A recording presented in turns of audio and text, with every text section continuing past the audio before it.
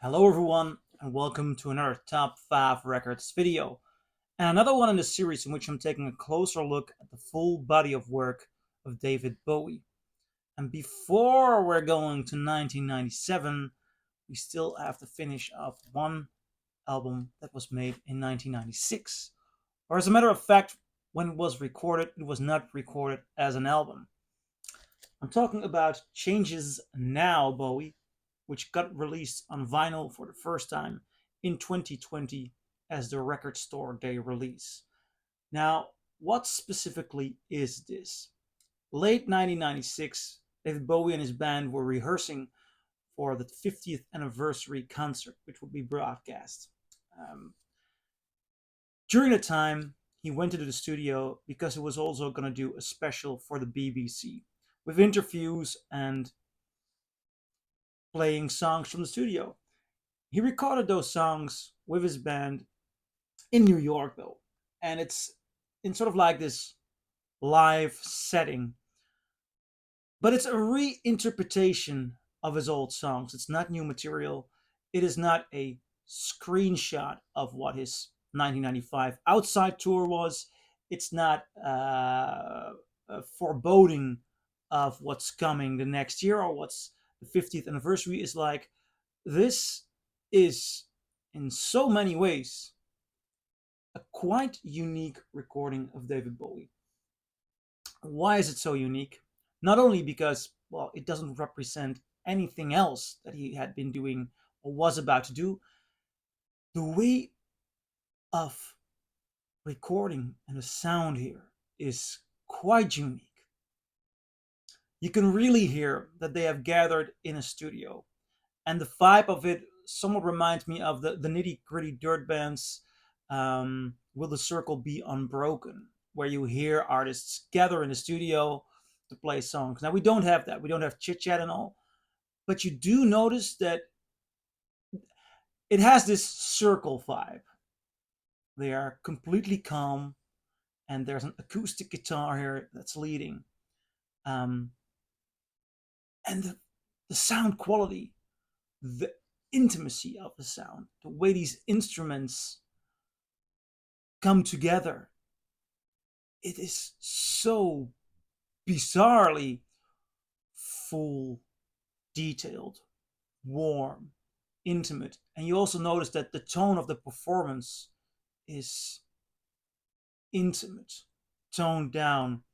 Bowie has the, I'm not sure if I could use the word attitude, but stage presence that when he sees a big audience, he he tends to use a different energy to try to shout out, and um, I love that. I think he's a great live performer.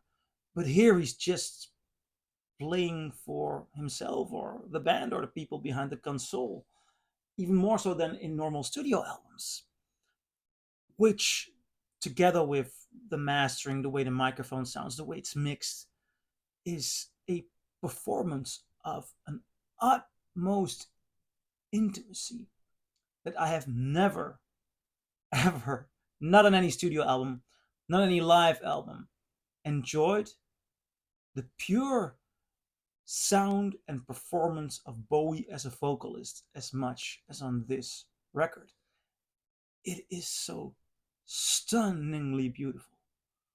As if you're just sitting down, and although there are great instruments, but although all he needs right now is his voice, and he doesn't need to shout out, just needs to sit and sing.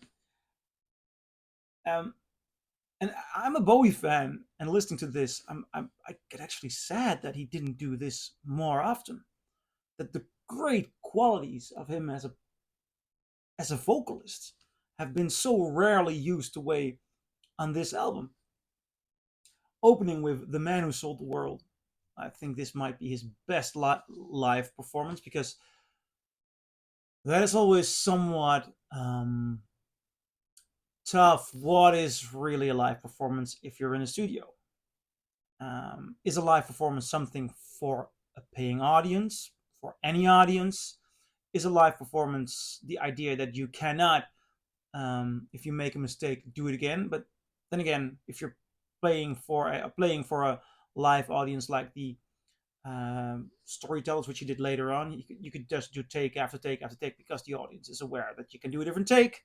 Is the idea that you just play in one way and do not do overdubs. Is that live? Well, then again, Bowie is famous for even doing overdubs himself of backing vocals of certain shows. So let's call this a live studio album. Not a new studio album, but a lot. I'll put it in the list of live albums then. The Man Who Sold the World, incredible live rendition. But the second song is immediately an odd one out there. Aladdin Sane, which I rarely heard him play live. And the way they are playing here, I mean, the dynamics with Gail and Dorsey is just it's just staggeringly beautiful. Then we go to White Light, White Heat, which I always find a tough one in a Bowie set list because I think that is just typically a Velvet Underground song. I've heard live renditions of it from Bowie, which I think were just not convincing. But this way, with the dominant acoustic guitar, it does nail it. It is good. It does work. And then another odd choice. There are so many odd picks he chooses for this session, for this actually BBC broadcast. He does Shopping for Girls, which is an old Tin Machine song. And that's a bizarre thing. The Tin Machine years are almost never, very rarely reflected on later on in his career, as if he's trying to forget it. But he does Shopping for Girls, and it's really good. And then we go to the other side, Lady Stardust, another one of those old Bowie songs that he just rarely played, and the different way in which he uses his voice is specifically stunning here. I love it. Then the Superman, Repetition, so many great songs. And Andy Warhol. There was a video a couple of weeks ago in which I was criticizing a live rendition of Andy Warhol during the I believe it's the Outside tour, the